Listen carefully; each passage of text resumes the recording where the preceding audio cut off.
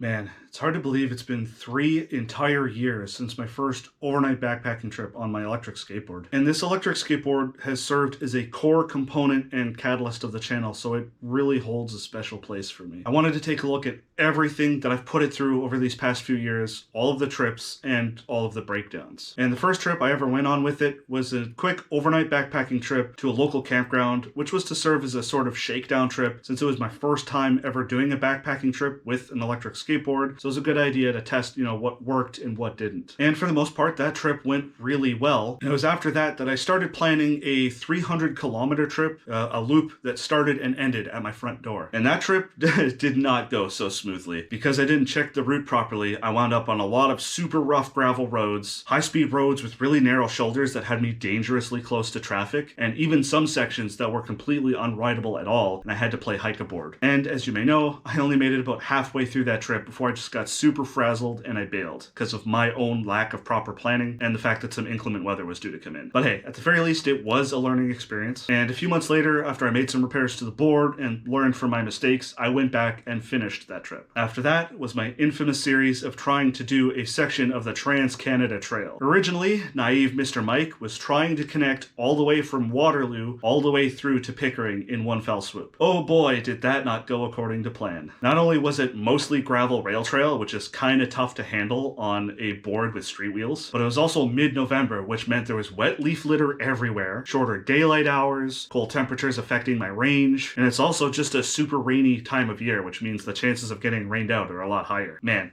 out of all of the trips I've done on any of my electric rideables, that was probably the most painful trip that I've ever done. And honestly, I'm actually pretty surprised that my electric skateboard even survived that trip. I was literally fording through water on the gravel rail trails that was coming up past the ESC case all the way to the deck. It was almost fully submerged at some points. It was wild. It was definitely the most abuse I've ever put that electric skateboard through. And in the end, the only thing that ever needed to be done because of that trip was a change of bearings because they started rusting after I got home. Out of everything I put that board through, what made me actually have to bail out was my belt slipping.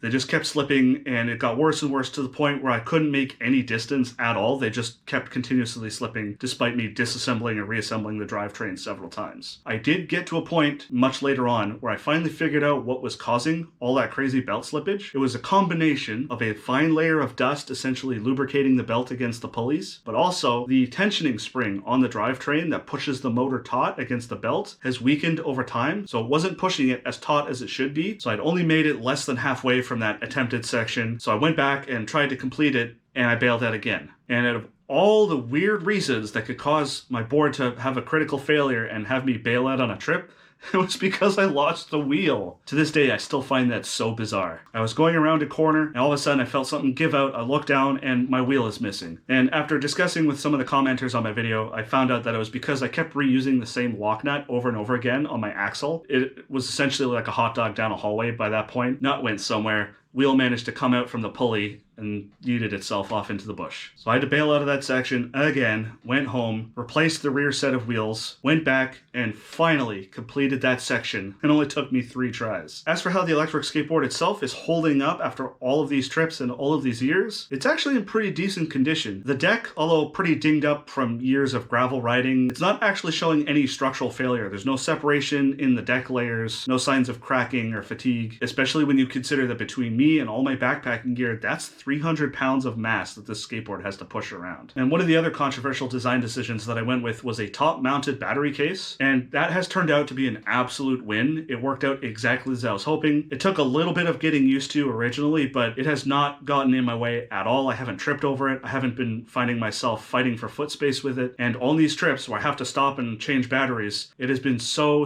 useful with a pop-open case that takes all of 30 seconds to swap a battery. The case itself, although pretty battered up by this point, and I've dropped the skateboard on top of the case a few times, it's actually still holding up okay. The only issue that it really has is the rod that inserts into the hinge slowly works itself out over time from vibrations of riding, so I just have to keep an eye on it and keep kind of kicking it back in whenever I see it coming loose again. Now, the wiring of this build is definitely the sketchiest, stupidest, and on my part, laziest part of this whole build. Connecting the top-mounted battery case to the ESC on the underside It's just held in place literally with duct tape and glue. Occasionally it will come loose when the glue and duct tape separates from the board, so I gotta basically retape it and re-glue it every, I don't know, every half year I gotta do that. And now to the part of the board that's basically almost a consumable item. I have gone through so many belts at this point, and because of that, at this point, I still carry 4 belts with me, just in case. And then once the sand and dirt and grit gets into the drive pulley, it'll actually start to wear down the pulley since it's only plastic. So in addition to the belts, I also now carry 2 complete pulleys, including all of the bearings. Everything else is pretty much stock. I mean, with the batteries being several years old now, and me not exactly taking the best care of them, they probably have a little bit of degradation at this point. It can't be any more than 10% degradation because I still get really good range. And if you want to see all the backpacking trips I get up to with all of my electric rideables, click the card.